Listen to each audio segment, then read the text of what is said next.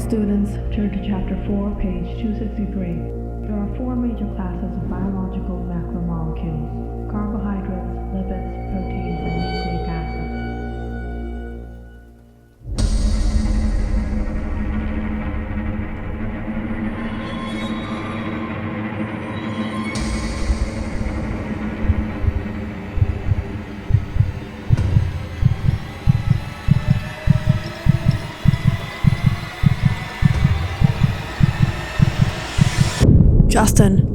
Justin, wake up.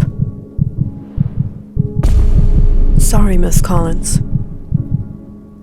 This is the third time you've fallen asleep in my class, young man. Is everything all right? Yes, Miss Collins, I'm fine. I'm awake.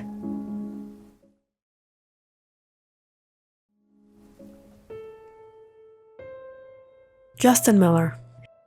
He's like any other teenager.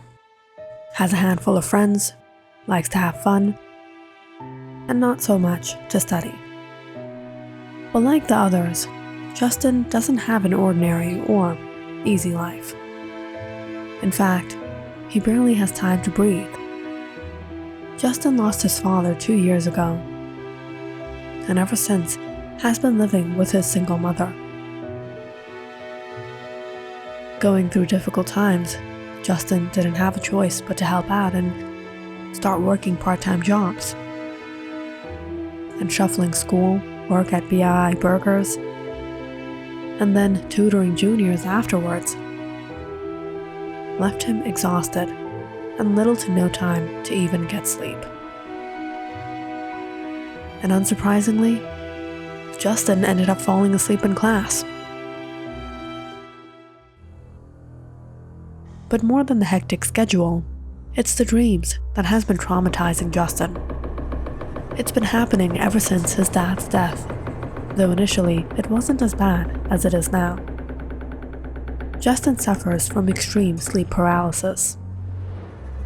He sees strange things, strange beings, when he dozes off into a half-unconscious state. He can't move, he can't talk, he can't react. It feels so devastating not knowing when his body would listen to him, and he'd snap out of that trance. On his mother's insistence, Justin had visited the doctor, gone to therapy more than once, but none of it ever helped. When you're falling asleep, your brain is going into REM, the sleep stage. You're likely to have dreams. This can be based on your fears, worries, things you've seen or heard. The sleep paralysis happens when you're shifting between awareness and REM. So it feels like you're awake, but you're not. And your brain prevents the muscles in your limbs from moving to protect yourself from acting dreams out and hurting yourself. How do I stop it from happening? Don't worry. Try to take things easy. Lessen the stress. I'll prescribe you something to help you reduce the anxiety. It'll help you sleep better. Justin had tried the meds, but it only made his mind feel even more numb. And eventually, he simply tried to cope with his condition. But things haven't been easy.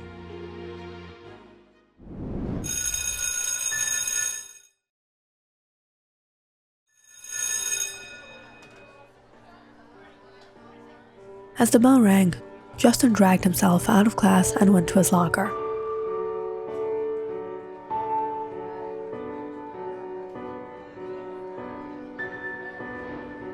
Hey, do you have to be so loud? Couldn't sleep again? I had the worst dream in class. There was someone or something standing right beside the tree in the schoolyard, and suddenly it started climbing in through the window. Next to the tree? You know what's there, right? What? The memorial of Jeremy Allen, the student that took his life jumping off the roof? What? Really?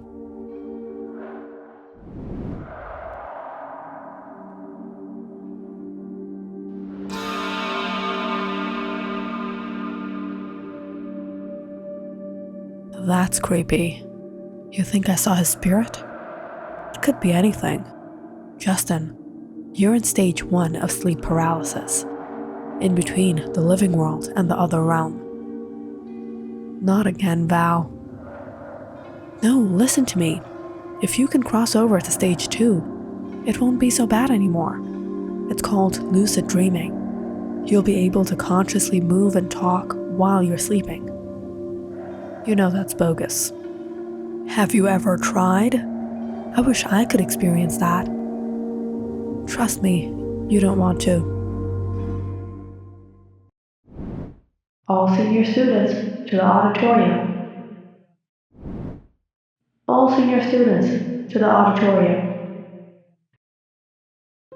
Hearing the announcement on the loudspeakers, Justin and Valerie headed back to the building. What are they calling us for? You really don't pay attention in class, do you? Mr. Albert Rumsfeld is visiting the school. Oh, he's running for president, right? Yeah, and he's also a veteran. Wrote a book about his experience overseas. Got it. Boring. Actually, it was really interesting. I couldn't put the book down. He went through some creepy stuff out there.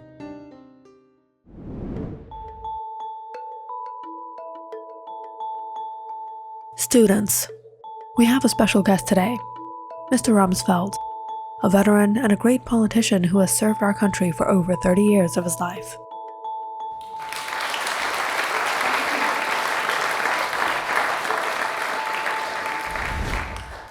Justin and Valerie sat down in the back as the man started giving a speech.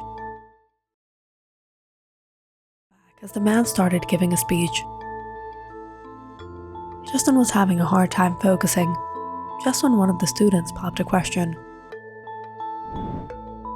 Mr. Rumsfeld, can you share with us your most horrifying experience at war? Let's keep the conversation suitable for everyone, students. As the students all got disappointed, Mr. Rumsfeld got up.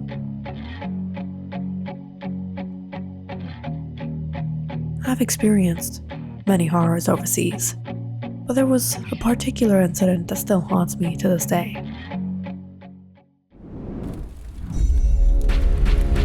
The nation of Adan was a war-torn territory. We were sent to make sure the safety of the civilians and of our allies from the rebels. But before we could reach the villagers, attack broke out from the rebels and we were forced to go into combat mode.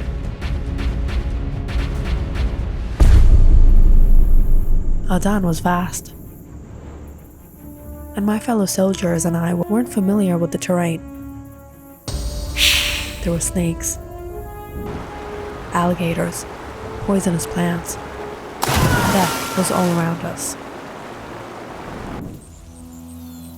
Days went by, and things came to the point where all we were trying to do was survive. We ran out of food, supplies. We were cold and hungry in the forest. As we traveled deeper in, we saw a light.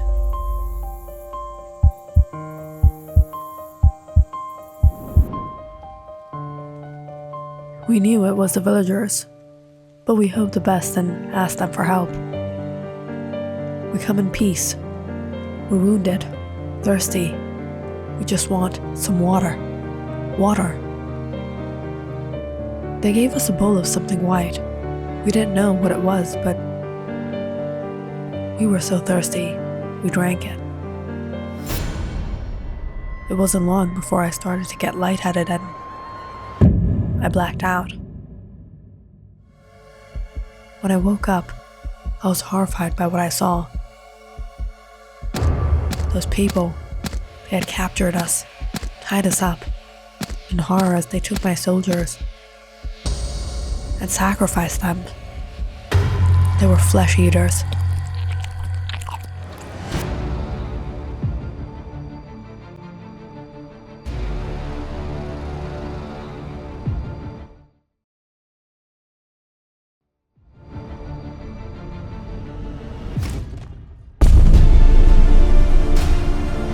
And had I not been able to escape that night, I wouldn't be alive today.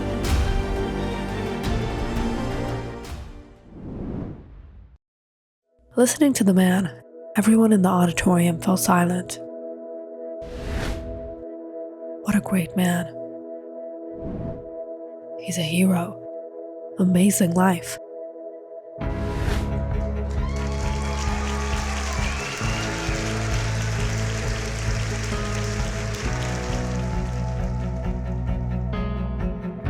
After the event, Mr. Rumsfeld stayed back to give out his book and sign autographs to the students. Come on, let's go.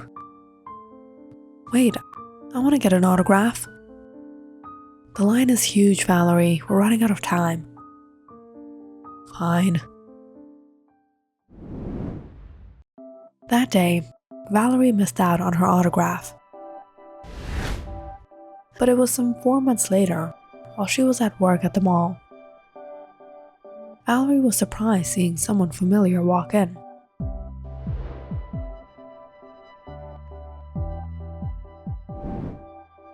Mr. Albert Rumsfeld? Valerie hurried to greet him.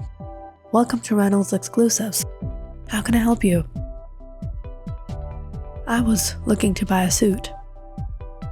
Mr. Rumsfeld looked at Valerie for a while. You're one of the students at BII, aren't you? Yes, I am. I was actually at your event this March. Yes, you seemed familiar.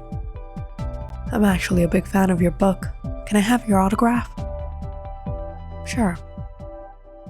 I read the entire book in one night. It was really gripping. You're so inspiring. You've done so much for our country. You know what? Here's my card. Why don't you pay me a visit? I'll give you a signed copy and show you some of my souvenirs from my adventures. That would be awesome. You won't believe who invited me to his place. Mr. Rumsfeld. How did that happen? He came over to BI Macy's. He was taking a new suit, probably for his campaign, and we got talking. I'm feeling a little nervous to go alone. Will you come with me? Uninvited? Not really, more like a +1. No, thank you. Please, please, Justin, please. Valerie always had her way of convincing Justin. And the next weekend, instead of sleeping in, she and Justin were on their way to Mr. Rumsfeld's house.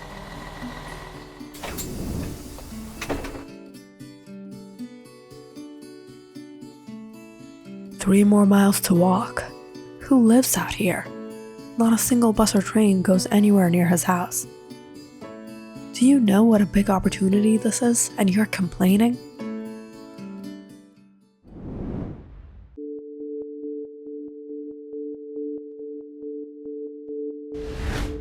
He has 2 BI Rolls Royce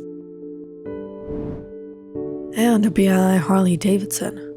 Does he still ride this thing? Probably from his youth.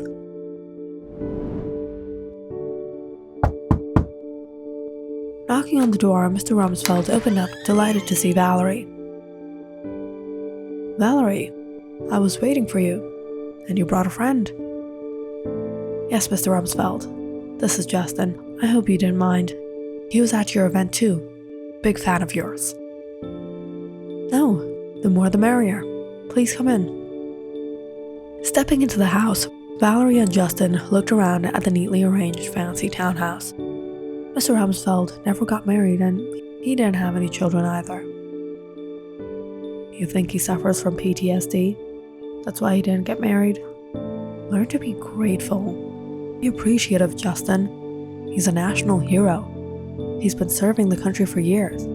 I'm definitely going to vote for him.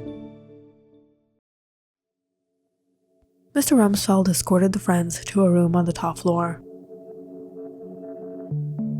Walking in, Valerie was amazed.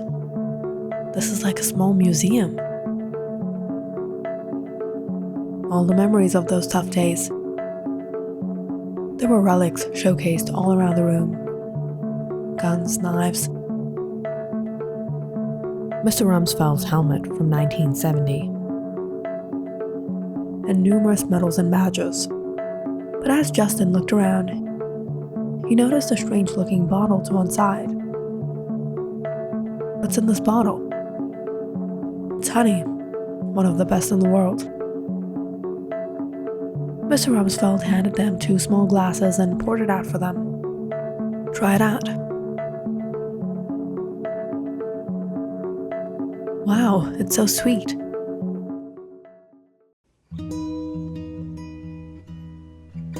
If you wouldn't mind, I'll be right back. Please, take a seat. How long are we going to be here? It hasn't been long, Justin. I'm falling asleep. Within a while, Mr. Rumsfeld returned with a copy of his book. This is for you. Thank you so much, Mr. Rumsfeld. As Valerie and Mr. Rumsfeld got talking, Justin started to feel his eyes give up on him. He tried his best to stay awake, but before he knew it, he was out. Justin woke up laying on the sofa. He looked around. There was no one. Where's Valerie? Where's Mr. Rumsfeld? As he got up to call her, he froze, seeing something to the corner of his eye. He wasn't awake.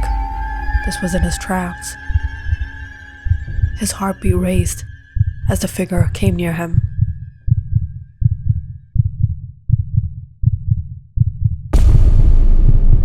Get up, Justin. You have to get up. You have to get out of here. She's in trouble. Get up.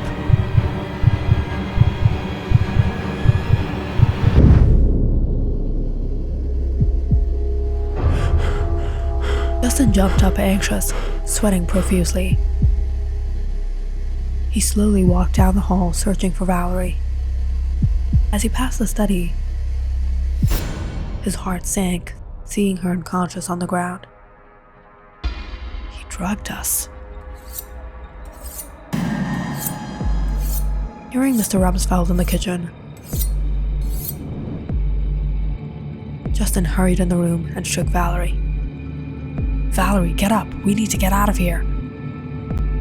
What? Half in her senses, Justin helped her up. When he heard a voice behind him. Where do you think you're going? What do you want? I just wanted to quench my hunger, but here you showed up, getting in the way of my hunt. Let us go. I don't think so.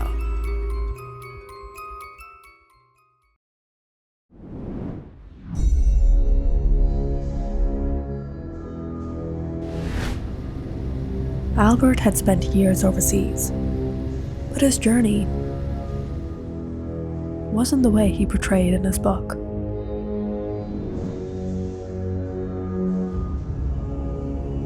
Albert was designated to Adan to occupy the territory and establish a military base.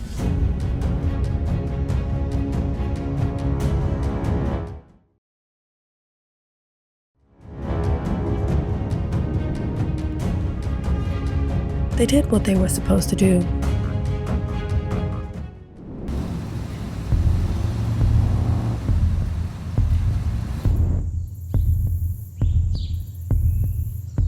They did the unspeakable to the villagers. Took their lives, took their land and livestock.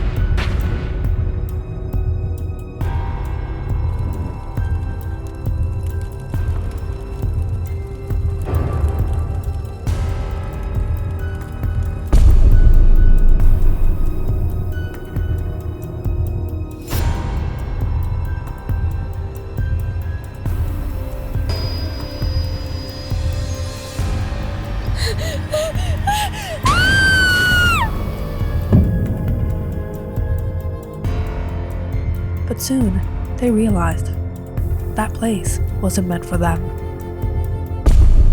and a curse had fallen on them. They had lost communication with the headquarters, and there was no living thing left on that forsaken place. No bird, not a crocodile, not even a scorpion or snake. Albert and his soldiers suffered greatly from the foreign environment. Disease spread throughout the base. They ran out of food. They didn't know how to properly purify water, no matter what method they tried. Water became like poison for them. They were suffering for days in the forest. They decided to move, but after days of traveling, they reached nowhere. In desperation and hunger, those who were left of them began to do the unthinkable. Feast on the flesh of their own.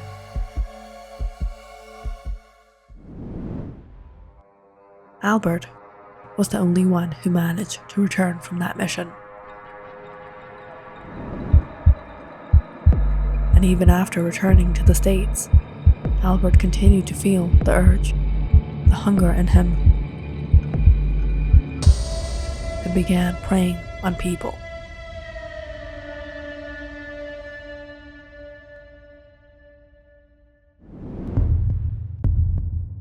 And there is no leaving now. As Albert charged at Justin, he got up and grabbed one of the daggers from the wall. But as he tried to swing at him, Albert got a hold of him. Justin was no match to the trained veteran. "Where are you going to go now, boy?" As Albert pinned Justin to the ground, about to strike, suddenly, the lights began to flicker in the room. What is going on? When the electricity suddenly went out, Justin was horrified hearing Albert scream, as if something were attacking him. No, get away from me! Justin immediately helped up Valerie. "Come on, Val, wake up, we have to get out."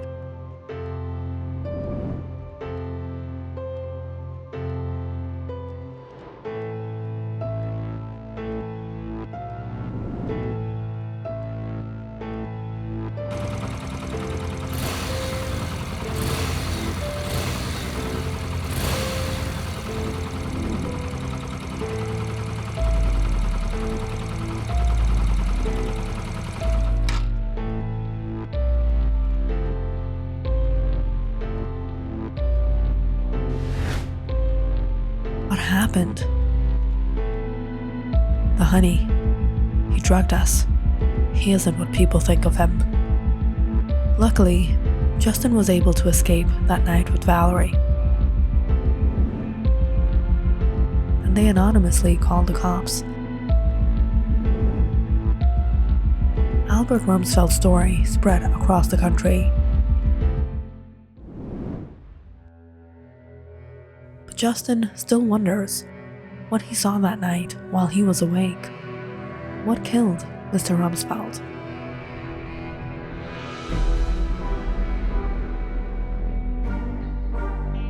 Click on the subscribe button and check out more awesome videos on our channel. And don't forget to press the bell icon because you know it's interesting.